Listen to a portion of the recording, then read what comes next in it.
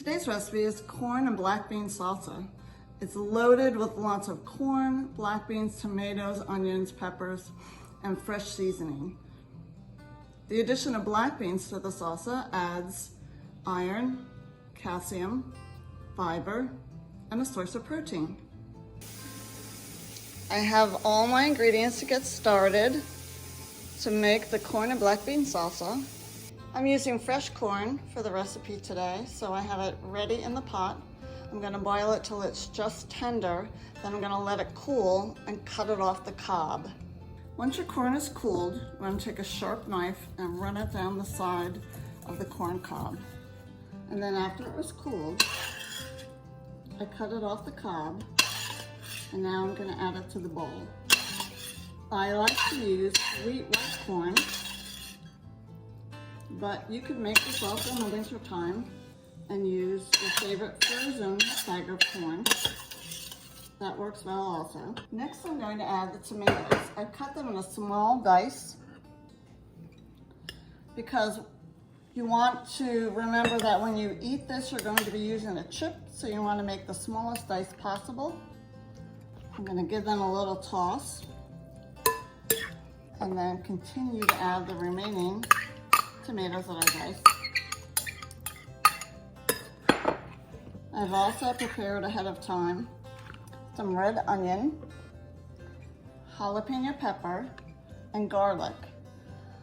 I've chopped the red onion and the jalapeno pepper in a really small dice, and I've tried to mince the garlic so that when you get a bite of the salsa on your chip, these ingredients are a smaller bite.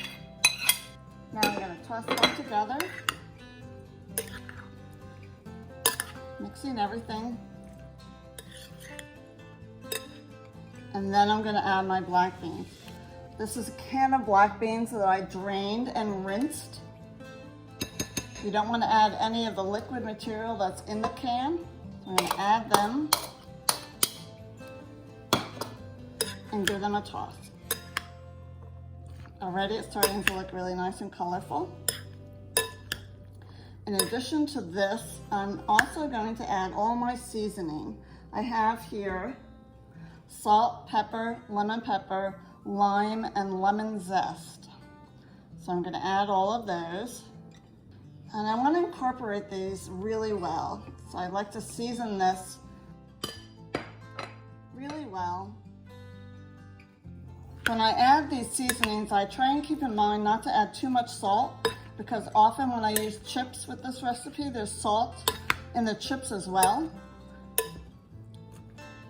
Now I'm going to add the lime juice.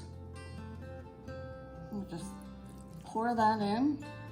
The avocados.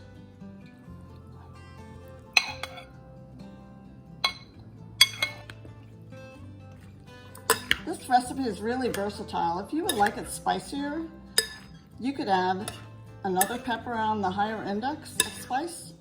If you would like it sweeter, you could also, in addition to the jalapeno, you could add a sweet bell pepper. Next, I'm going to add some herbs that I have from my garden.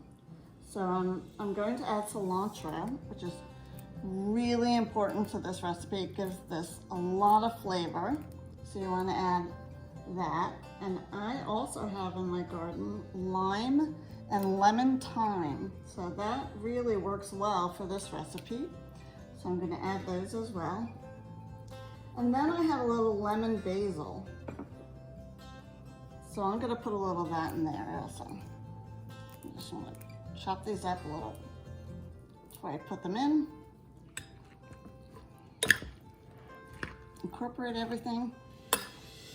And then lastly, I add olive oil. For this recipe and others, go to our extension website at extension.udel.edu under the Health, Nutrition, and Food Safety tab.